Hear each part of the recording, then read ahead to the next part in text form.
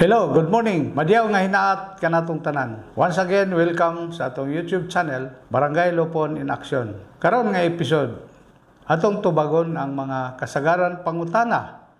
Kapila mangyod mag-hearing ang punong barangay o ang mga pangkat members dina sa mediation proceedings o sa conciliation proceedings.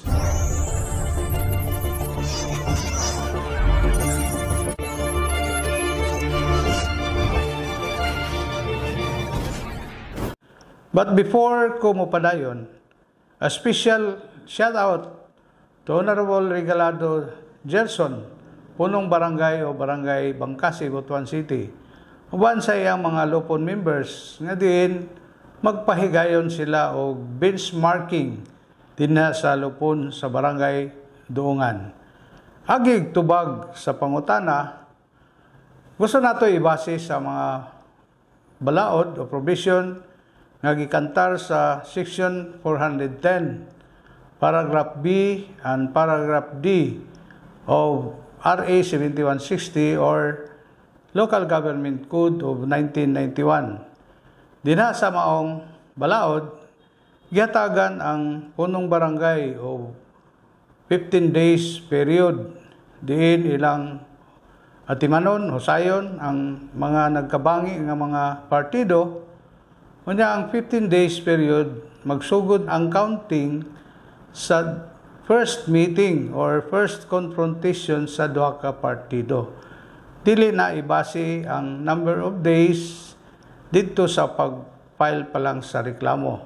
Ug ang maong balaod, naghatag usab sa mga pangkat members og 15 days period aron ilang husayon kay tungod kay wala kini kabot ang amicable settlement during mediation proceedings nga gipalo na sa Lupon Chairman.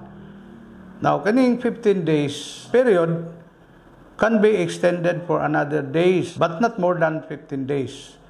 Aron gyud timbang-timbang sa mga pangkat members nga doon na pa'y kahigayonan makabot ang amicable settlement din sa nagkabangi nga mga partido. Sa mga balaod, walay gisgutan kung kapila ang hearing nga himuon sa punong barangay o sa mga pangkat members. Kung matod pa sa among resource person, si Provincial Prosecutor Attorney Danny Serrano, that the number of days of hearing doesn't matter sa katarungan pambarangay.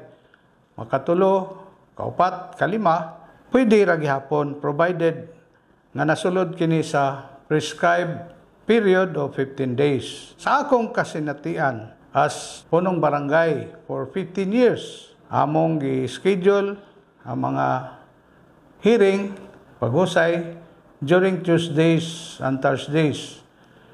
Gihatagan usad namo ang mga request for a special schedule kung weekends, especially kung na mga trabaho, ang mga partido, ang ilang schedule for hearing is during weekends, Saturday, Sunday, pwede gyapon, or ang mga oras, kung gusto nila, after office hours, pwede gyapon nato nga himuon. Provided nga mahatag nato ang gitawag nga individual right to due process of law.